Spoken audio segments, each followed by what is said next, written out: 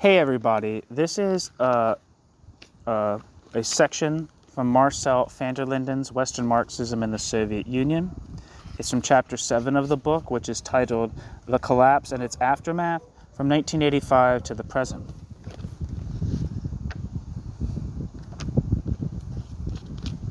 And here we go.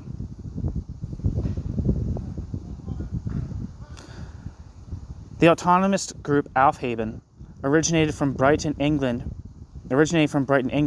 developed a theory of capitalism in the late 1990s which tried to integrate insights from Tichtin's analysis. They argue that Tichtin had, in the last instance, wrongly characterized the USSR. On the one hand, because Hillel Tichtin saw the essence of capitalism in terms of the operation of the law of value. And on the other hand, because Tichtin did not see through the reified nature of the categories of political economy.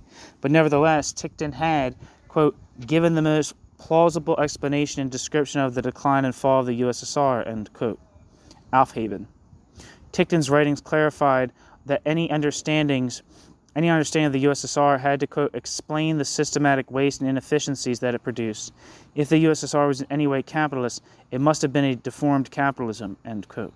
Aufheben. The group rejected, quote, the vulgar interpretation of orthodox Marxism, which simply sees capitalism as a profit-driven system based on private property and the, quote, anarchy of the market, end quote, end quote. Aufheben. Not the law of value formed the essence of capitalism, but, quote, the self-expansion of alienated labor, the creative and productive power of human activity that becomes an alien force that subsumes human will and needs to its own autonomous expansion, end quote. Aufheben. The fact that Soviet workers were separated both from the means of production and means of subsistence made the USSR a capitalist society, even although virtually no private ownership of means of production existed. But this conclusion was only the beginning, because if the Soviet Union was capitalist, why did the Soviet Union feature so many characteristics which prima facie were not capitalist? If no commodity production occurred, how then could there be value and surplus value? To solve this problem, Aufheben developed an idiosyncratic theory which combined ideas taken from Hillel Tichtin and Amadeo Bordiga. The group proposed, quote, to follow Tichtin and consider the USSR as a transitional social formation, but, following insights of Bordiga and the Italian left, we did not propose to grasp the USSR as having been in transition from capitalism, but as a social formation in transition to capitalism. A social formation in transition to capitalism, end quote. After the proletarian revolution of 1917 had led to nothing and a new state bureaucracy had seized power, national capitalist development was on the agenda. National capitalist development was on the agenda. Because of the underdeveloped nature of the Russian economy, this required first of all the growth of the stock of productive capital. Because, until that time, merchant capital and money capital had restricted industrial development, the new elite was forced to restrict the free operation of markets. In this way, a, quote, productivist, end quote, variant of an early capitalist society emerged. The associated suppression of money capital meant that money was reduced to, quote, a mere fleeting means of circulation, end quote. Aufheben. The value of capital could not be expressed in money, but only in use values.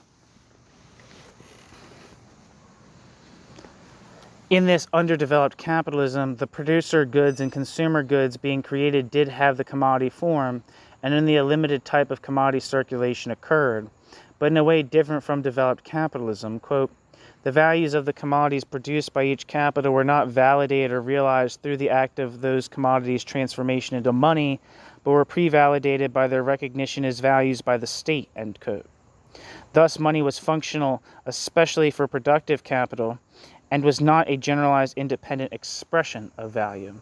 This had two consequences.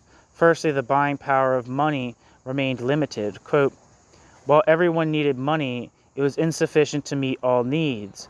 As a consequence, non-monetary social relations had to be preserved.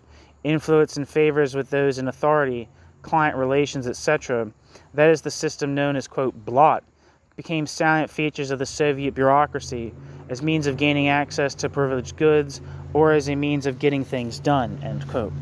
Aufheben.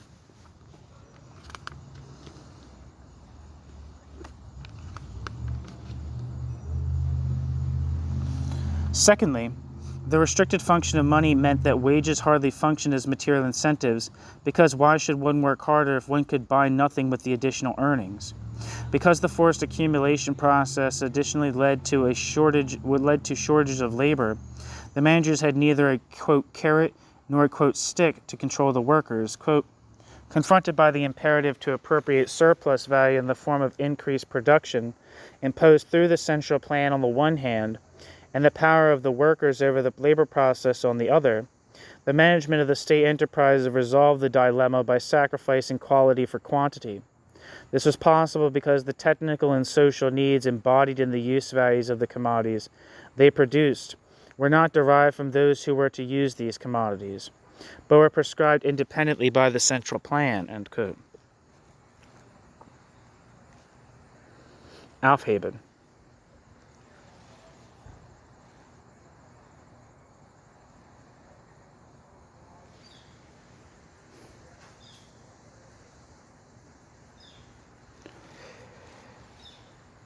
The result was an endemic production of defective use values, and to the extent that defective use values from one branch of production were utilized in other branches, quote, the chronic production of useless products increased. End quote. Aufheben. As a whole, the Soviet Union was a kind of deformed capitalism in which capital predominantly accumulated in the form of use values, while these use values themselves were, to an important extent, defective. Quote, hence, whereas in a fully developed capitalism, the class conflicts at the point of production are resolved through the waste of recurrent acute economic crises, which restore the industrial reserve army and the power of capital over labor, in the USSR, these conflicts are resolved through the chronic and systematic waste of defective production. End quote. Aufheben. The end. Thank you for listening.